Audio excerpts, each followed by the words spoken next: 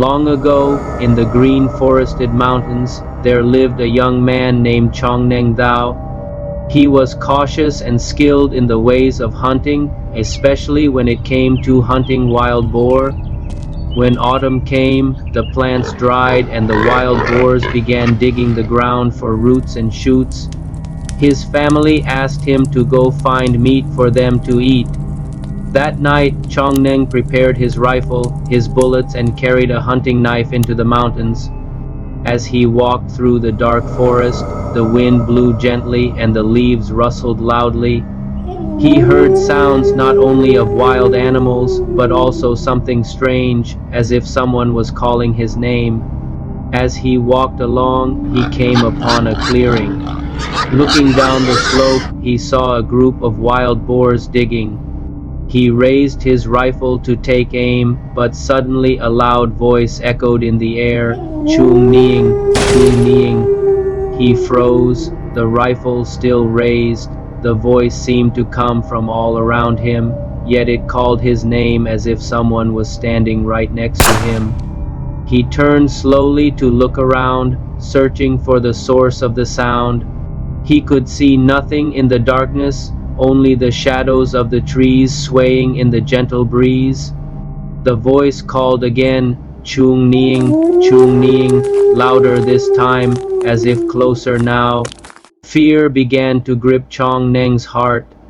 He remembered the old Hmong warnings, stories his grandfather had told him about spirits that roamed the mountains.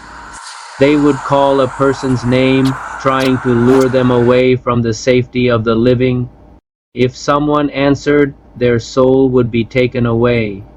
Chongneng swallowed hard, his grip tightening on the rifle. He knew he shouldn't answer. He came only to hunt wild boar. To answer would mean more than losing his prized catch. It would mean losing himself. But the voice continued, echoing across the mountains, shaking the trees and stirring the leaves. It seemed to seep into his very being, testing his resolve. Chongneng stood still, his heart pounding against his ribs like a trapped bird. The voice grew louder, more insistent, and just then, a large wild boar burst out of the brush and charged towards him.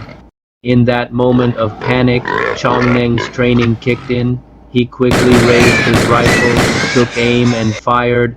The rifle cracked and the boar fell dead. But at that very moment, the spirit's voice came again, louder, echoing across the mountains. "Chung Ning, Chung Ning." In the shadows, a dark figure appeared. It looked like a tall man with long hair and a beard. He seemed to emerge from the very darkness of the mountain, his eyes glowing like embers.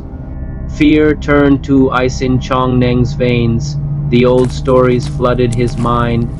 Some spirits take the forms of animals, preying on the souls of the unwary. Could this be one of them? What should he do? Chongneng's gaze fell on the dead wild boar at his feet. He remembered his grandfather's words, "When a hunter takes a life, one must respect the spirit that may dwell within it."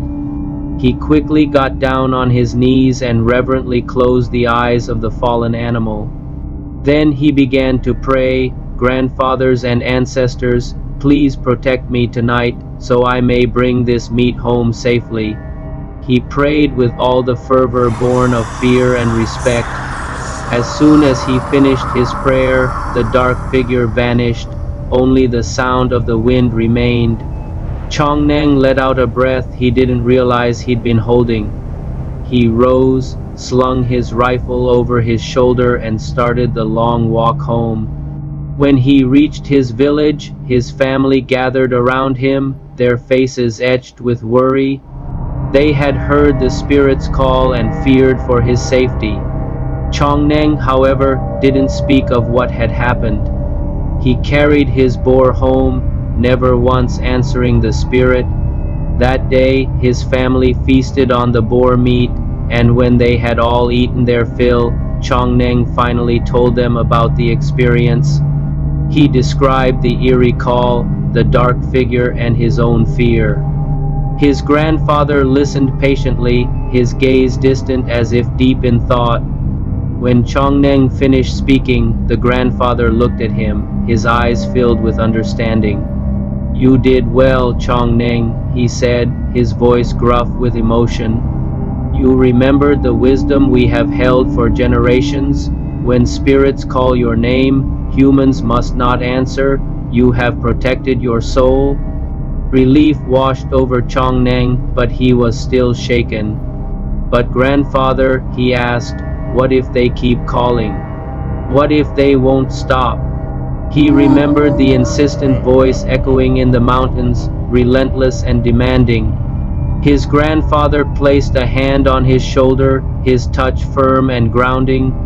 "Then," he said, his voice low and steady, "you must dig deep within yourself and resist. Your soul is precious. It is the essence of who you are. Never give it lightly."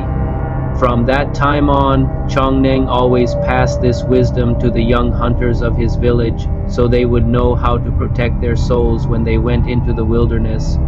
He told them about the Hmong beliefs, the old warnings, and the importance of respecting the spirits of the mountains.